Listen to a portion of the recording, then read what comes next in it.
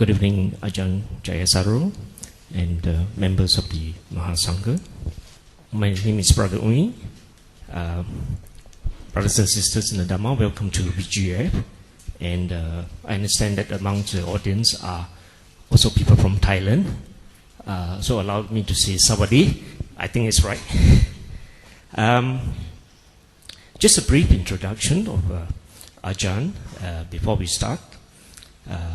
Ajahn born in the Isle of Wight, England in 1958, and he was then called Shaun Chiverton. He has done a lot of traveling, and one of the places he went to was in India, where then he acquired the interest in the Eastern religion and of course meditation as well. And in 1978 he visited the homestead Vihara, and from there on he became an anagarika, spending vasa with Ajahn Sumedho. And later on he proceeded to Thailand and received the Upasampada from the late Ajahn Cha in 1980. And Ajahn was the former abbot of Wat Pa Nanachat until the year 2002. So currently Ajahn is the abbot of the hermitage in Korat, where the SEA Games is now being held. And this evening, Ajahn shall share with us on the topic of suffering and Kamma, core of Buddhism. And with that, we'd like to invite Ajahn to commence the talk. Thank you.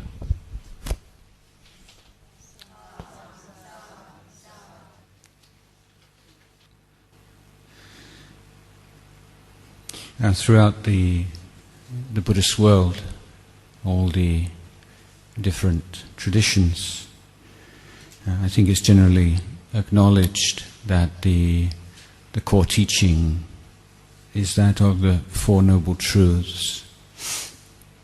And so when we speak about suffering or dukkha, we always have to remember that it is the first of the Four Noble Truths.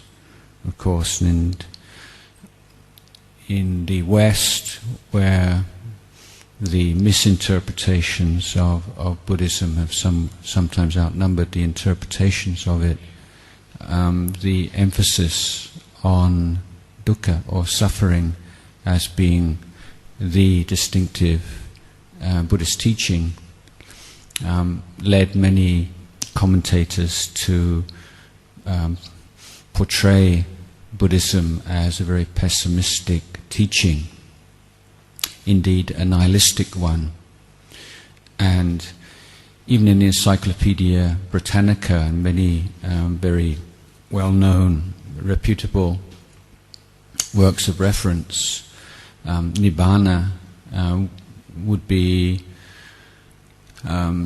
explained as being an absolute extinction. So you can imagine that this didn't endear many people to Theravada Buddhist teachings. The word suffering itself is more or less a compromise translation. Translators, students of Pali have been shaking their heads for years about how to translate this word dukkha into English, and finally decided on suffering as probably the least bad of all the possibilities, or the one that gives least suffering to the translators. I myself prefer to use the Pali word dukkha, and the reason for this is that the word suffering, as is often commented upon, leads to a rather narrow and distorted understanding of what the Buddha is talking about. So I would like to give my interpretation in a nutshell of what this word means, and my definition is not nibbana. So dukkha means not nibbana. Now, sometimes you read books on Buddhism and they say in Buddhism it teaches everything is dukkha. Well, if you think about that statement just for a moment, you'll see that it's a meaningless statement. It doesn't mean anything. If you say everything is dukkha, well, it's like saying everything is up or everything is. It's not saying anything at all. That statement would only have meaning when there's something which is not dukkha. And what is not dukkha is nibbana. And it's because the statement everything is dukkha is not, strictly speaking, correct, that we're all here together tonight, and that because there is a path out of dukkha. So my second suggestion for this term dukkha is a lack of true happiness. So if we put those two together, we can say that nibbana is true happiness. And there is a teaching of the Buddha where he puts it in those very words. He says, Nibbanang paramang sukhang, which means nibbana is the supreme happiness. Now, I think when we look at it this way, at least for me, it makes certain teachings a lot clearer. Sometimes we'll hear Buddhists saying, oh, he or she thinks they're happy, but they're not really happy, or even happiness is suffering. That's often said, isn't it? Yeah, they say they're happy, but really they're suffering, they're not really happy. And of course the person who's experiencing that emotions says, well, what's the difference between being mistaken about being happy and being really happy? Isn't it good enough? And as Buddhists we have an answer to that kind of question. So if we take dukkha to be meaning an absence or a lack of true happiness, next question is, well, is there such a thing as true happiness? And this is the third noble truth on the road. Yes, there is. And is it possible? Is it realizable for ordinary human beings like all of us to realize that true happiness of nibbana?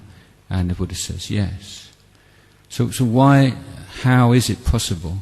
And it's because that lack, that absence of true happiness, of nibbana, is conditioned. It's not a curse. It's not something we've inherited through the mistaken actions of human beings thousands of years ago. It's not in the stars. It's due to our lack of understanding of the way things are.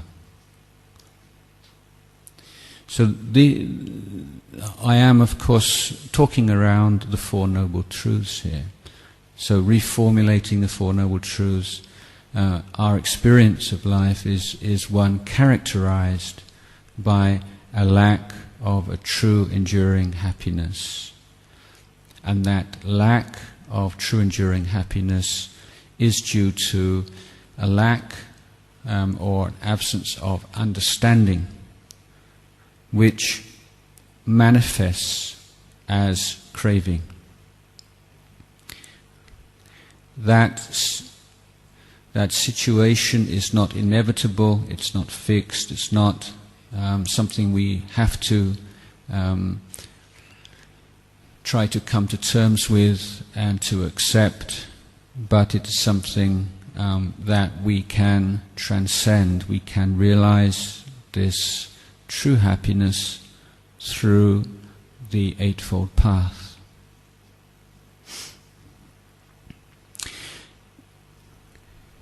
Now, we can see that the Buddha started off with the human condition. He started off with the way things are. He started off with those aspects of the way things are which are immediately recognizable.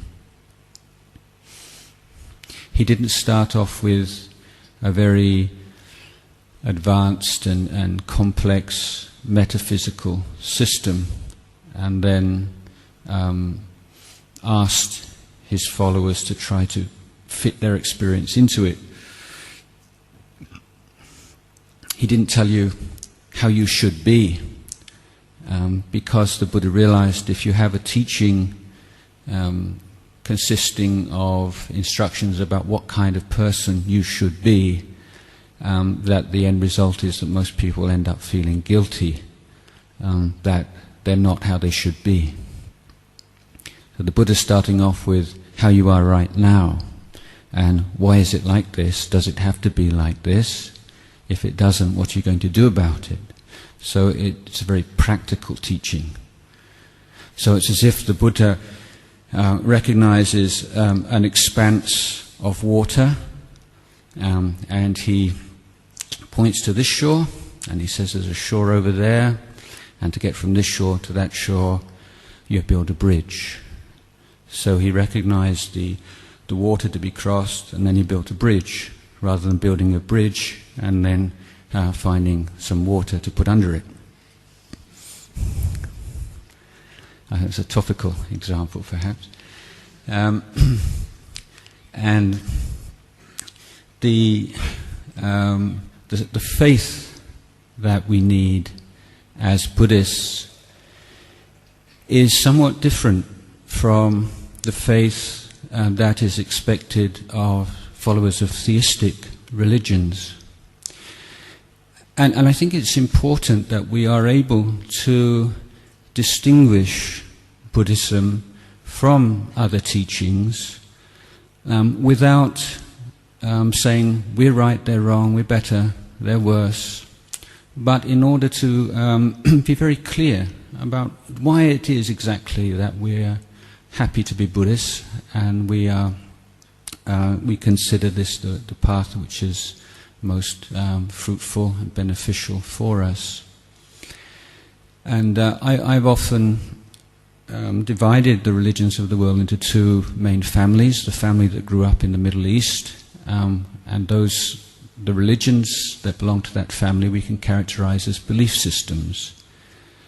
Belief, faith, is the central virtue in those systems, and indeed their religions are often referred to as faiths these days. This faith and that faith. So the word faith and the word religion, at least in the English language, have almost become interchangeable. And this is why Buddhism is often misunderstood and is often seen to be somewhat confusing, because it is not a belief system. You know, the first, I think, really central point that we need to acknowledge is that Buddhism is a different kind of religion. It's a different family. It's a different species of religion. And it's not religion as belief system, but it's religion as education system. So you say, some people say, is Buddhism a religion, or is it a way of life, or is it a philosophy, or is it this, or is it that, or is it a philosophically religious way of life, or is it a religious philosophy, and people spend hours and days and months going on. So we can talk about, yes, it's a religion, but it's a different kind of religion. It's an education system. And in this education system, faith has a certain role to play. But it is always mediated by wisdom. So wherever you come across the word sattha in the Buddhist teachings, you'll notice it's always part of a group of dhammas or virtues, and if faith or sattha is the first one, then wisdom will always be the last one. And we're constantly reminded to balance the two. So faith in Buddhism has to be overlooked, mediated, tempered by the critical faculty. And the Pali word that we chant, ehipassiko, come and see, means that we're open to challenge. You know, if you don't believe in this, it's fine. And you can put these teachings to the test, and you should do that. So faith has the role to play of clarifying our objectives and our path, and leading to effort or virya. And faith in the Buddha's enlightenment is in essence faith in the enlightenment of a very special human being 2,500 years ago. But the implication of that faith, and that's faith in something that we have no means of proving, is the faith in the capacity of a human being to realize enlightenment, or to transcend dukkha, and to realize the true happiness of nibbana. So we're looking into the meaning, the implications of the fundamental movement of faith in Buddhism. Faith in Buddhist enlightenment means faith in the human capacity for enlightenment. And the next step, and the crucial step following from that, is we have strong faith and confidence in our own capacity for enlightenment, every single one of us. So if somebody says, what do Buddhists believe in? You know, has anyone ever asked you that? What do Buddhists believe in? You say, well, we believe in our capacity to abandon the unwholesome. We believe in our capacity to develop the wholesome. We believe in our capacity to purify our minds. We, in other words, have a strong faith in our capacity to transcend dukkha and to realize nibbana.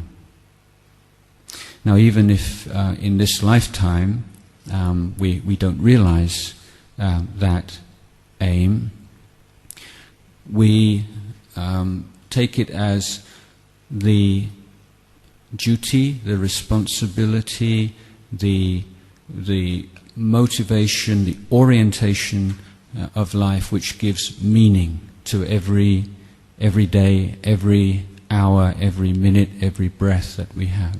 Is that movement towards nibbana.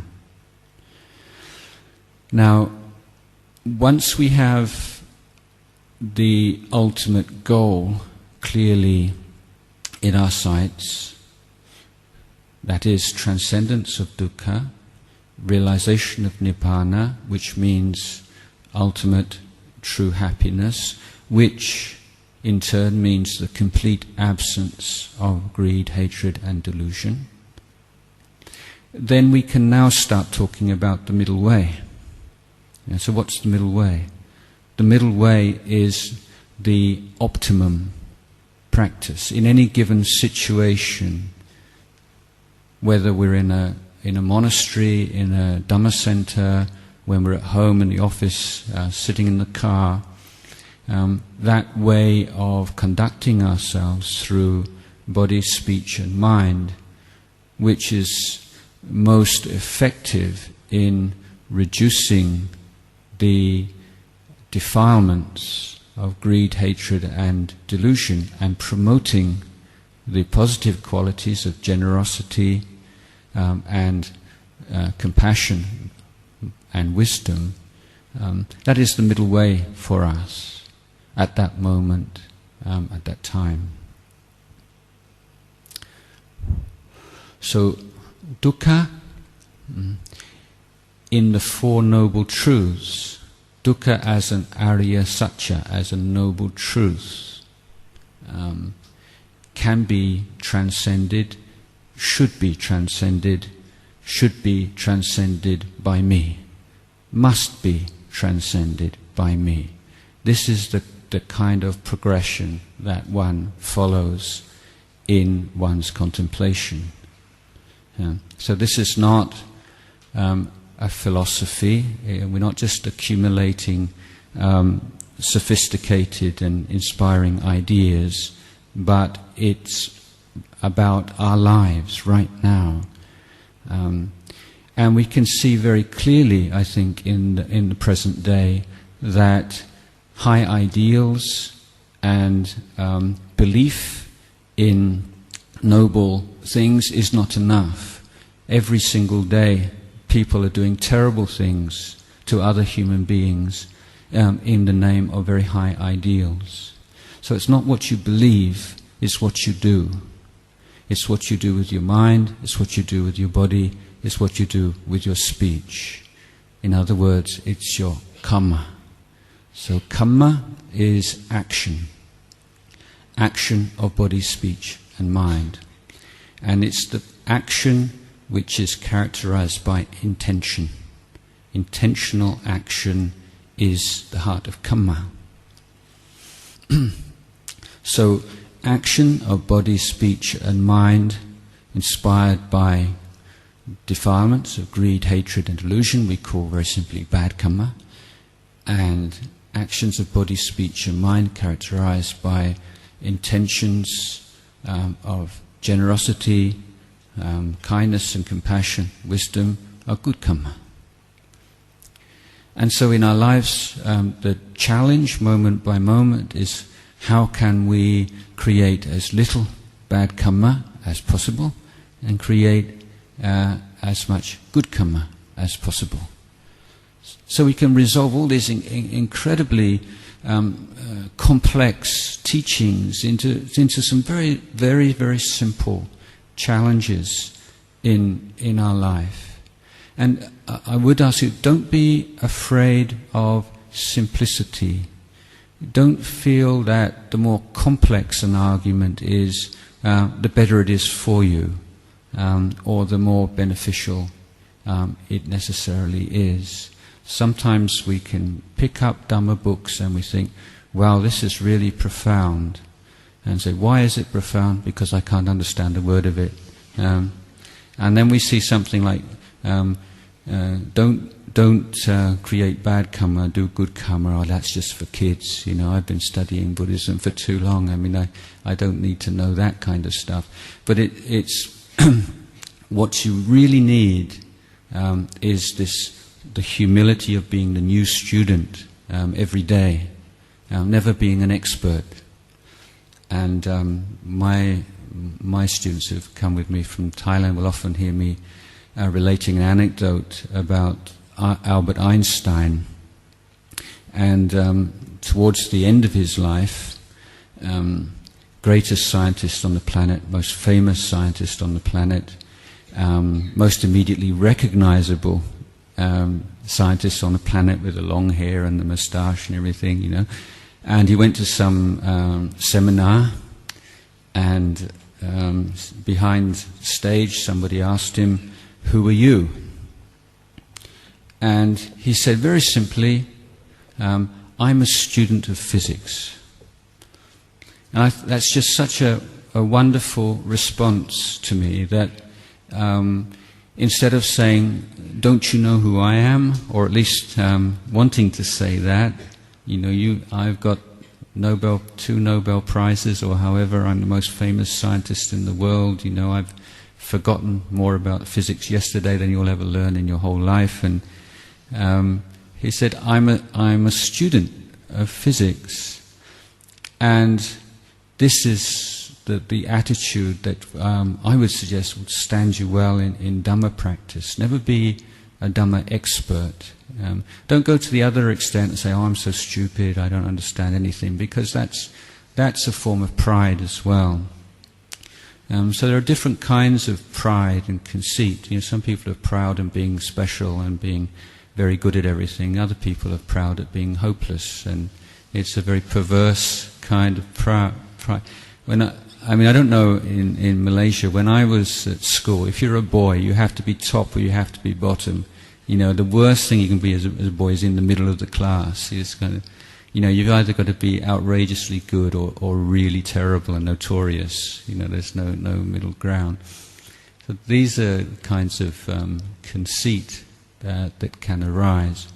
So we're interested in this very basic challenge of abandoning the unwholesome and developing the wholesome.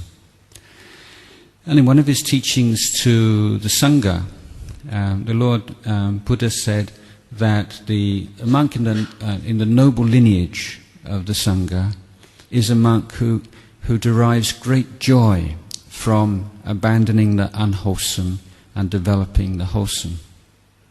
And this is a teaching which gives us a very good reminder that there is, I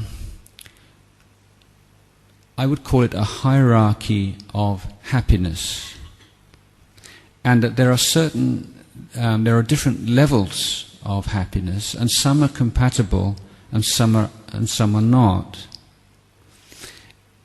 And for the beginner and someone who's just starting out on spiritual life, it seems, you've got to give this up and you've got to give that up, and all these things that give me so much pleasure, I can't do these anymore. And you can feel this kind of shrinking and this kind of fear, and it all seems so kind of black and uninviting. But the actual experience, if you take the plunge through that informed faith that I mentioned just now, that you can do it and you should do it and you must do it, that nothing else is worth doing, then you find that just as certain kinds of pleasure and happiness that you once cherished slip away, other forms of happiness take their place. Because as human beings, we can't live without happiness.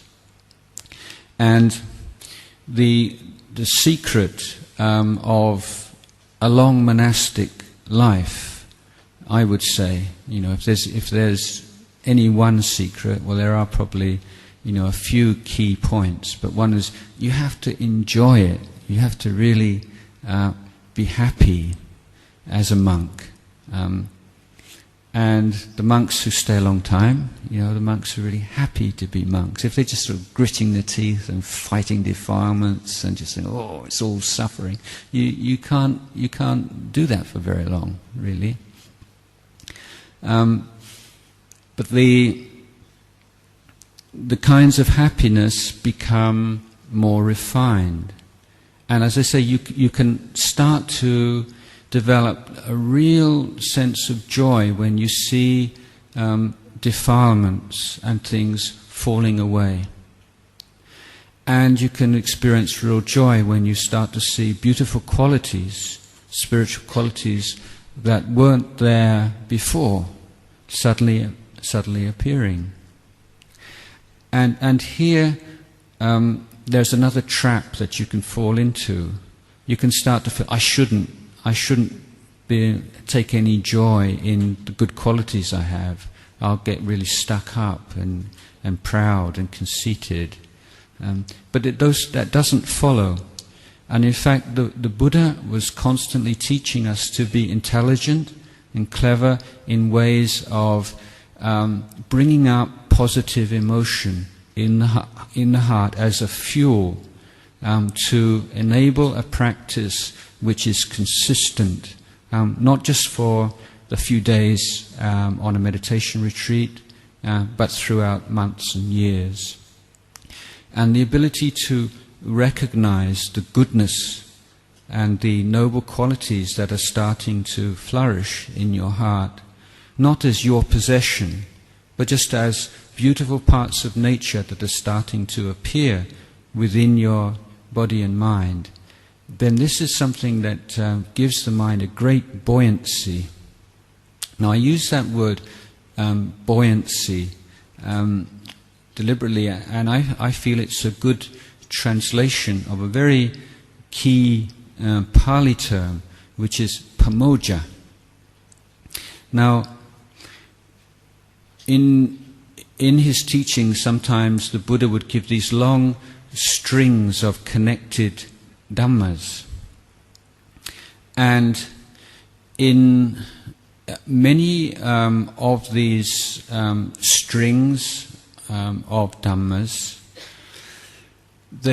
you'll notice that they start off at different points, and then on a certain level they converge. And in all those teachings which lead on to samadhi and to wisdom and to transcendence and freedom from dukkha, in other words, in the systematic and concerted effort to develop and cultivate good kamma, the convergence point is this pamoja, or well-being, or buoyancy. All meditation techniques, they have to converge there. So whatever technique you're using, it has to get to this point of well-being. And from well-being, the next stage is, as that well-being matures, becomes stronger, it develops into piti, or rapture. Rapture develops into sukha, or happiness. Sukha leads to samadhi.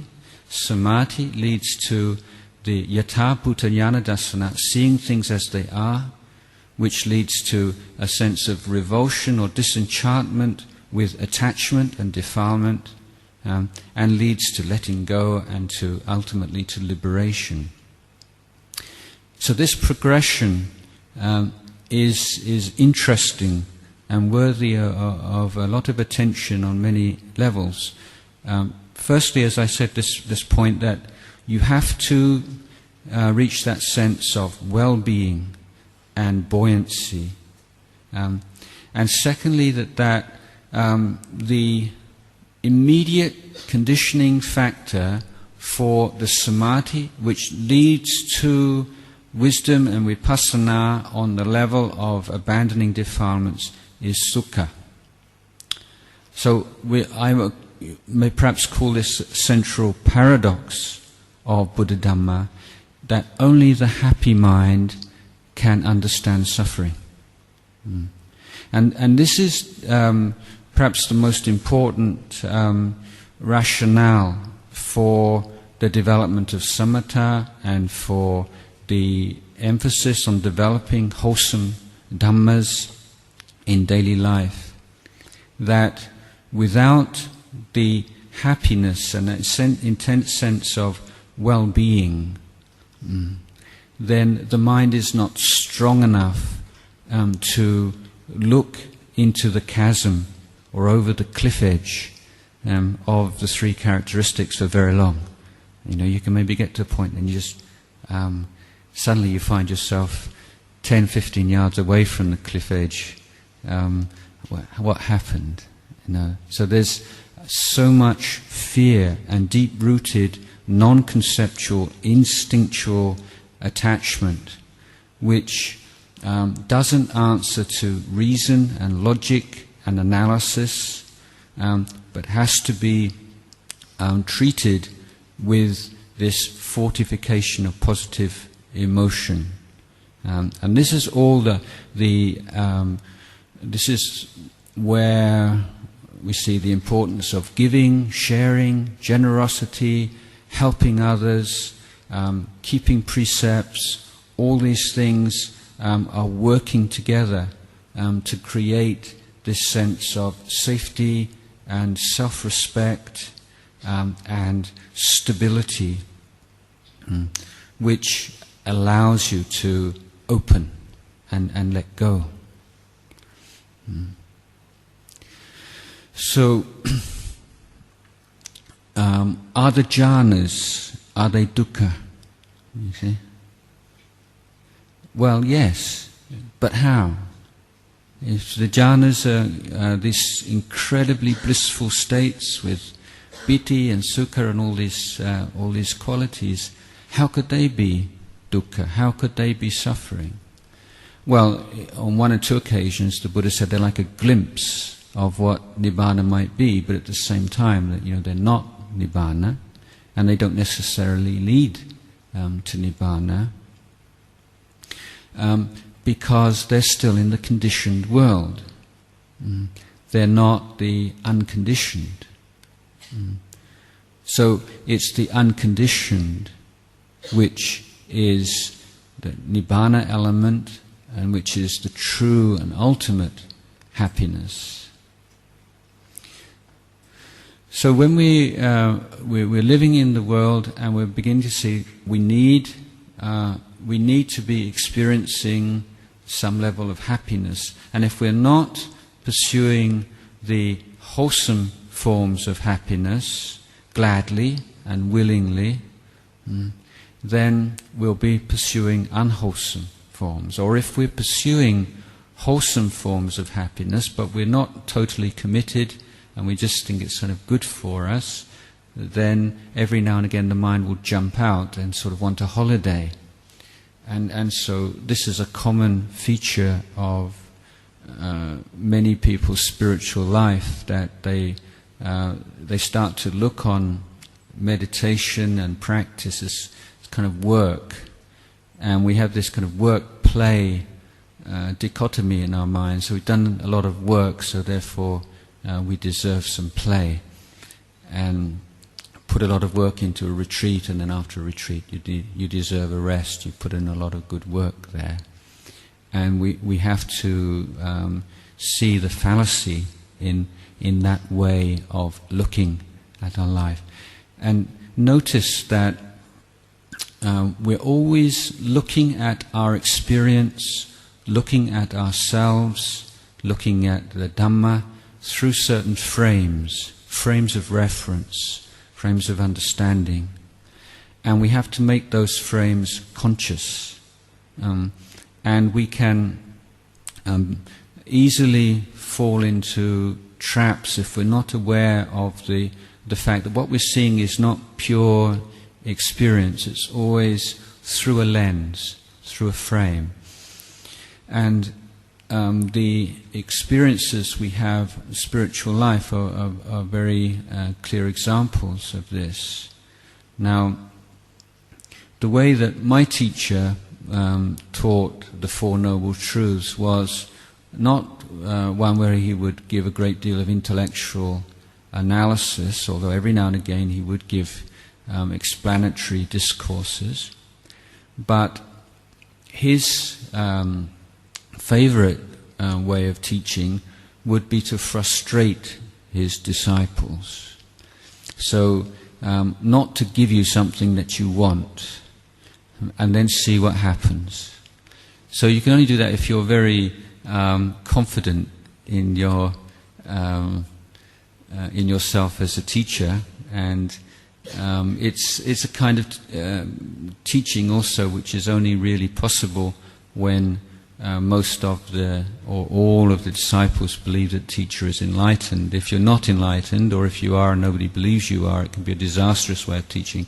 Luckily, Ajahn Cha did have that kind of parami and was able to do that. So you'd be waiting for... I'll give you an example. I mean, just a very simple example.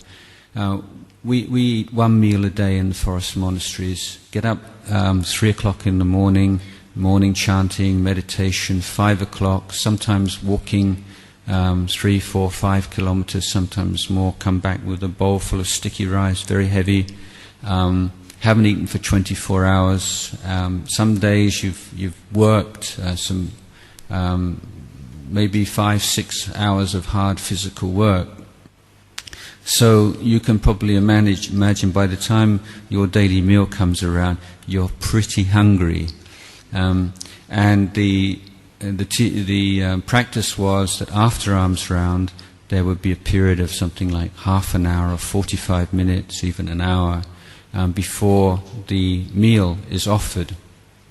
And we would sit in the dining room. We were asked to meditate, and it's very difficult to meditate in those kinds of, as if you're very hungry, and you'll be very sensitive to the clock and sounds of people coming, and Ajahn Chah would have always a number of guests who would be coming to offer the food, and after all the food had been distributed, which was a cause of a great dukkha in itself, in that you had no control about what you ate. All the monks had to get up off their seats and take a big pot of curry or whatever and walk down the line and just slop it into people's bowls. And so you couldn't say, I don't want this, I don't want that. You just got whatever was in your bowl when you sat down again. So that was already one teaching. Then you sit down afterwards, and Ajahn Chah would speak with the lay people, say a few words, and then his signal that it was that the conversation was over was he'd clear his throat, and then he'd give the blessing. And so I can remember a number of occasions, we'd be sitting there, and he would be speaking with lay people, and then suddenly go, and then all the monks would just supposedly meditating. They would all, immediately, everybody's raring to go, really, and then some days he would then start to talk again, and it was and you put your hands down again, and a few more minutes and go, and then start talking again.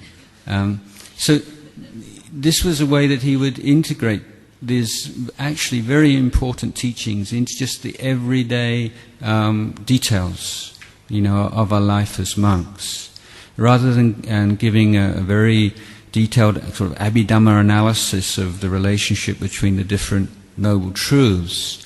He said, what's happening here? I'm suffering. Why am I suffering? Is Ajahn Chah making me suffer? Well, no, not really. I'm suffering because I'm hungry. I want to eat, and I can't eat until he gives I want something, I'm not getting it, and I don't like it, you see. And these are the kinds of teachings that you'd be getting again and again as a young monk, seeing how suffering arising because of tanha, of craving. It's not something that anybody's doing to you. The immediate trigger for suffering may lie outside of yourself, but the true cause is coming from within. So you're put on the spot. You have to find ways of dealing with that. And often it's just a way, for me the most effective way was just changing the frame, having that mindfulness to recognize what's going on and then reframing it all. I'm just saying, well, whenever Ajahn Chah, whenever Luang Por is ready, that's fine with me. It's only 8 o'clock in the morning, we don't have to eat till 12, we've got another 4 hours. I can wait. I could just. I'm not going to suffer about this. I'm just going to be patient. So sometimes having these ideals and through it can be very useful, because as a monk, the virtue that's being drummed into you again and again and again and again is to be patient. To learn how to endure, to be patient with, to peacefully coexist with the unpleasant. And so, I can endure this, it's not so bad. And I'm developing patience. I'm developing one of the most important virtues just by sitting here and waiting and not getting agitated.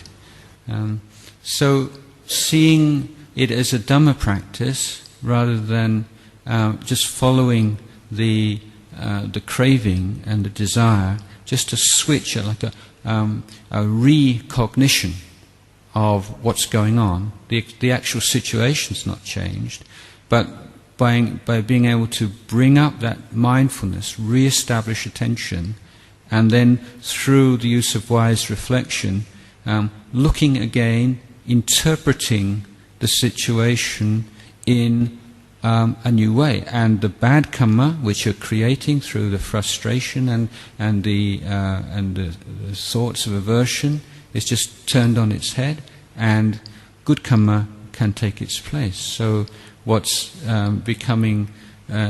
becoming, a cauldron of dukkha can turn into path of sukha.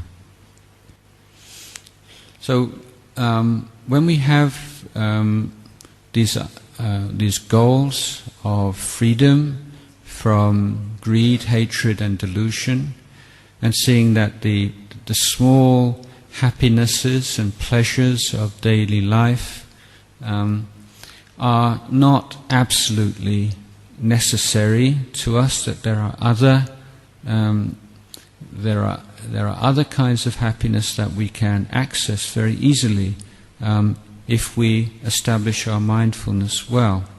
This gives us a great deal of confidence in our spiritual life. So Ajahn Chah would be pointing out to us again. He said that there are certain kinds of happiness that lead to more happiness, and certain kinds of happiness that lead to suffering, certain kinds of suffering that lead to more suffering, and certain kinds of happiness suffering that leads to happiness. So if we're just reacting to situations and following the pleasant and avoiding the unpleasant as an unconscious kind of strategy for getting through life, the dukkha that we experience is never going to diminish. But when we have that ability to stop and calmly look at what's happening and evaluate what's happening in terms of the growth or decline of greed, hatred, and delusion, the growth and decline of generosity, compassion, and wisdom, we're plugged into the middle path. We have a clear understanding of how to proceed. The actual details and the particular practices, the particular reflections will depend a great deal on the situation and your own level of wisdom and experience.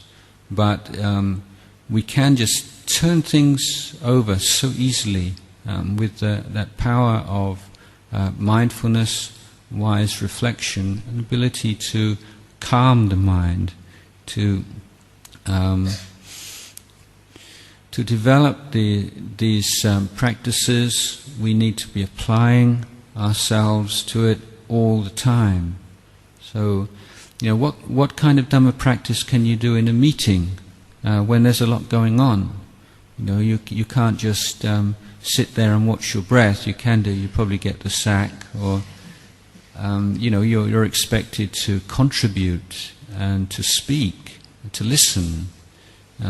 So if your idea of Dhamma practice is watching arising and falling of sensations in your body, you're going to be stuck there.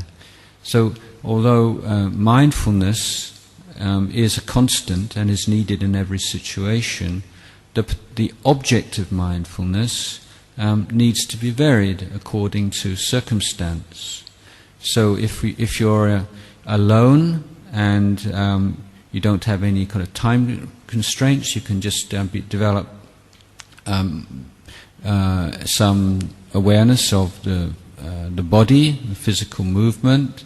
If you're in a social situation or in a meeting when people are talking, you can develop mindfulness of the emotions that arise. Somebody praises you, somebody blames you, somebody says something you think is stupid, somebody says something you think is wonderful. Noticing what's arising.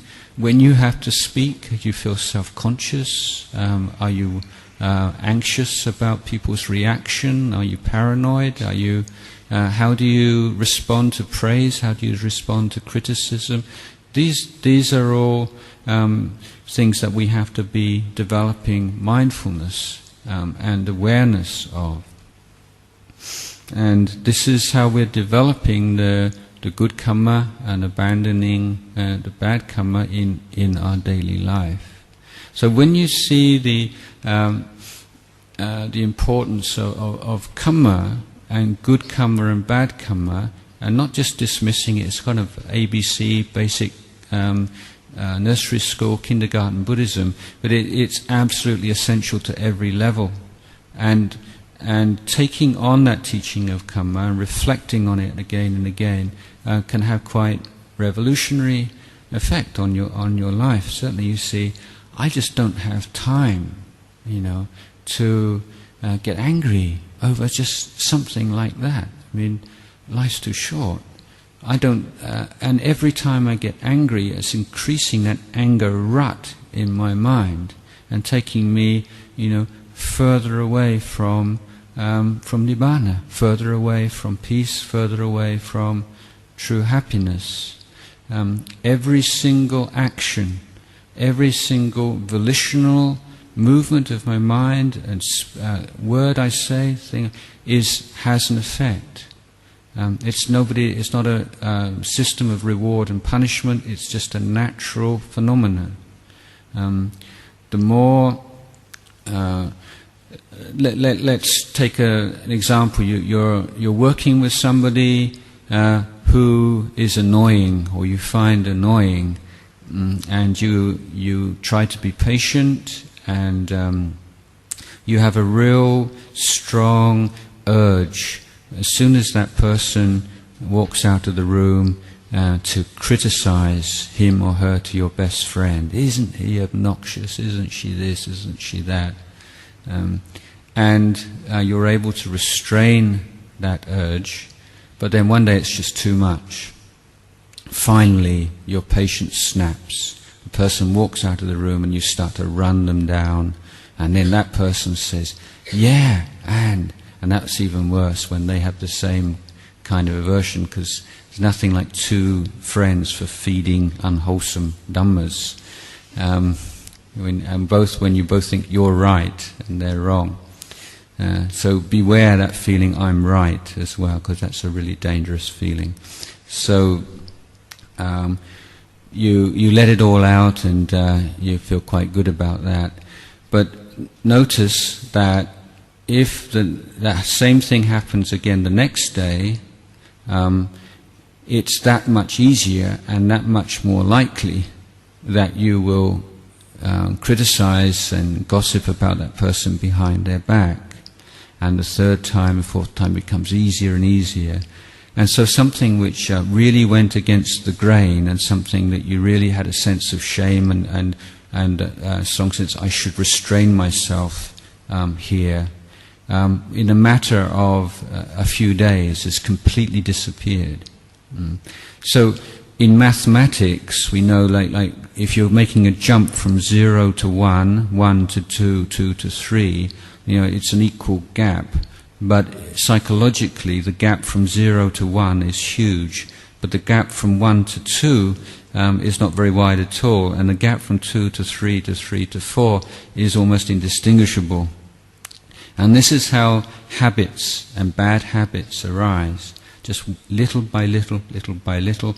And suddenly we have this idea of who we are, and then we suddenly find people have a very different idea of who we are. Have you ever had somebody says, well, you're that kind of person? And you say, no, I'm not. I'm not like that at all. And then you think, well, why do they think we're like that? And you realize that they're judging you on your actions and speech. Well, you're judging yourself on who you think you are, or who you'd like to be, or who you think you should be, and who you were some time ago. So you say, well, have you noticed now when people are, particularly in America, they're arrested for some terrible crime, and they'll say, well, this isn't really me, this isn't the real me who's doing this, So there's this idea, there's this real me who's very virtuous, and this person who does and says nasty things is not really me, that's some kind of false surrogate self. But in the law of Kamma, it's what you do, what you say, not your idea about yourself, which counts. Every single moment of the day, you have that choice, to go the path, the middle way, or to follow greed, hatred and delusion. And that's why our lives have so much meaning and significance, and see that the meaning of our life is not something to be measured by income, by how big a house you have, how big a car you've got, how big a bank account, and so on, how famous you are. What's in the balance is what you've done, what you've said, what you've thought about, what you've dwelt upon, what you've taken pleasure in, what you've enjoyed. This is the karmic result of every day of our life. So even if you're retired, you're no longer working, you're no longer making money, and in a modern capitalist society you're somehow considered to be not, a fully functioning member of society if you're not making money these days. But if you're making good kamma, then you say you're an extremely productive member of society. So the path and the goal can seem very far away, but the action, small action, moment by moment. What are you thinking about? What are you taking interest in? What are you delighting in? What are you doing? What are you saying? These are basic practices, but they're also, in the long term, the most profound. So we know, I'm a meditator. I really think meditation is a good thing, and then so on and so forth. You say, well, do you meditate every day? Well, almost, and well, how long? Well, I used to. Yeah, I know, but today, I'm not talking about yesterday or a month ago, or how long you used to. What are you doing right now? This is Kamma. So looking closely, really closely at happiness and suffering, pleasure and pain in daily life. This is the grounding in everyday experience, which really sustains this path of practice and the abandonment of the wholesome, development of the wholesome. It's something we can all do. There's nothing here which is beyond any of you. You say, I can't do that. And I say, well, can you try to do that? Yeah, who is there here who can't try to do something? And that's the good kamma, the trying. Yeah, you can be successful, very successful, sometimes not so successful, but it's the effort, the sincerity, the trying to do something, and being proud of that. Taking joy in the fact I'm someone who tries. Sometimes I get angry, sometimes I get jealous, sometimes I say stupid things, but I'm trying to reduce the amount of greed, hatred and delusion in my life. I'm trying to increase and to cultivate the qualities of generosity and inner peace and loving kindness and all those virtues, and most especially wisdom. Learning to use wisdom more and more rather than just following desire. So as long as you see, this is really wonderful, I've got to have this, I can't, if I don't have this I won't have anything else. And you see, and then you're already setting yourself up for dukkha. Because if you say, no, this wonderful, really enjoyable experience, I'm not going to do. I'm a Buddhist practitioner, I'm going to say no. Just say no. No. Okay? But then you say, now I said no with this, and I should say at least yes to that, just to make up for it. And then you say no, and then sometimes yes, and your yes is, makes up for all the no's. And so what's the problem? How do you go beyond that? Instead of saying, I'm hopeless, I try to do it, I can't do it, other people can do it, but all this bad kamma from past lives, I don't know. But stop. Just re-examine what's happening. What is the basic cause here? Basic cause is you're giving a value to that. Your initial mistake is saying, this is so wonderful, this is so great, this is so important, this is so enjoyable. And so if you have this feeling that I'm not enjoying something I really enjoy, you're setting up an inner conflict, and usually, you're going to succumb and then feel guilty and terrible afterwards. But the movement of wisdom, which is facilitated by the mindfulness that just stops that kind of initial reaction and going into that rut, and you're saying, is it really so wonderful? Is it really going to give me what I want? What is it I really want? So my belief is that deep in our hearts, what we really want is Nibbana. We want true, unconditioned happiness, freedom from suffering. And our mistake is that we're rushing around seeking for happiness in sex and power and money and all these kind of things. And all that kind of crazy and futile kind of running around in circles is a repression of the fundamental desire for Nibbana. So I would say Sigmund Freud, like so many of the great Western thinkers, got things completely upside down. For him, religious impulses and everything were all a repression of the sexual instinct. So I'm saying it's the other way around. That this weird kind of mad desire for sex and enjoyment and everything is a repression of the fundamental, deep-seated desire and need for Nibbana. So we say, well, is this really going to give me what I want? Have we ever had it before? Did it do it for me? How happy was I? For how long was I happy? And what happened after it wore off? And then I needed more. And then you have the law of diminishing returns. This much can give you a certain amount of pleasure. After a while you have to increase the amount. Is there really any end to it? Is there any real satisfaction to it?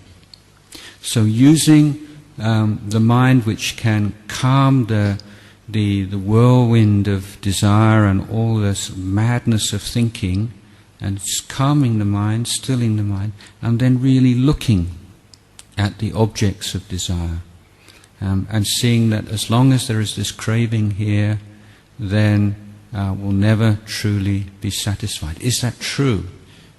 It's not that we have to believe that because the Buddha said, but it's like this is the working hypothesis we have, that following this craving is never going to give us what we truly want, but letting go of that craving will. Is that true? Does that ring true with our experience? So this is path of abandonment of unwholesome dhammas, because clearly seeing the unsatisfactory nature of them, cultivating wholesome dhammas of body, speech and mind, cultivating wholesome kamma, we're seeing the beauty, the nobility of it, and the fact that good and wholesome kamma leads to the ultimate. You can't just jump from the unwholesome to the ultimate. You have to go from unwholesome to wholesome to ultimate. That's the law of nature. So I think I've spoken longer than I was invited to, so I apologize if you're writhing around on the floor, and I'd like to end the talk at this point. Thank you.